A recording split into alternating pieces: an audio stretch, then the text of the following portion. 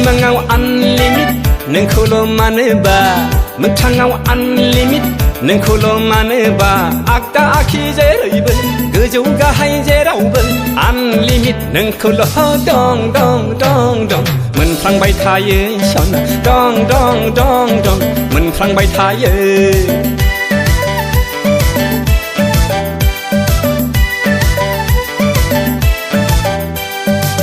सिमाङाव unlimit नोंखौल' मानोबा मोगथाङाव unlimit नोंखौल' मानोबा आगदा आखि जेरैबो गोजौ गाहाय जेरावबो आनलिमिट नोंखौल' दं दं दं दं मोनफ्लांबाय थायो सना दं दं दं दं मोनफ्लांबाय थायो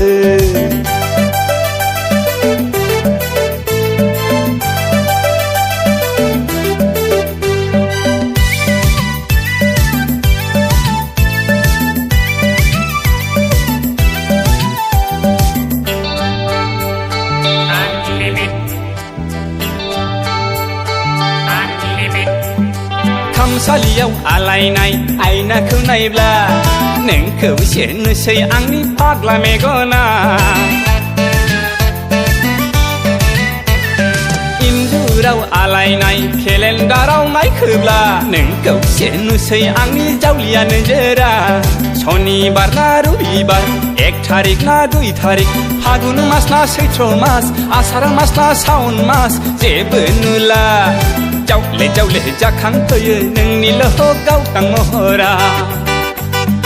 आगदा आखि जेरैबो गोजौ गाहाय जेरावबो आनलिमिट नोंखौल' दं दं दं दं मोनफ्लांबाय थायो सना दं दं दं दं मोनफ्लांबाय थायो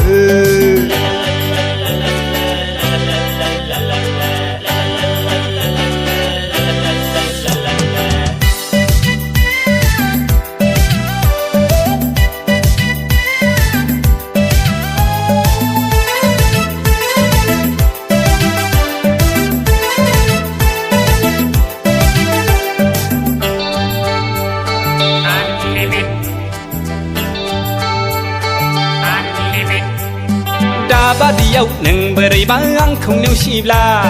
दाबादियाव नों बोरैबा ब्रेकआप खालामब्ला हांमा सुरै सुरै मिसकल हरै हरै गाबबाय थागोन सना आं गुंग्राय सेलेखा गलायनाय बिमा बुरखाय फैयोब्ला ओंखाम जानो थिनोब्ला गोरखो गोरखो गाबनानै मेगनाव मोदै लानानै खोन्थागोन आं जोंनि घटना सिमाङाव आनलिमिट नोंखौल' मानोबा मोगथाङाव आनलिमिट नोंखौल' मानोबा आगदा आखि जेरैबो गोजौ गाहाय जेरावबो आनलिमिट नोंखौल' दं दं दं दं मोनफ्लांबाय थायो सना दं दं दं दं मोनफ्लांबाय थायो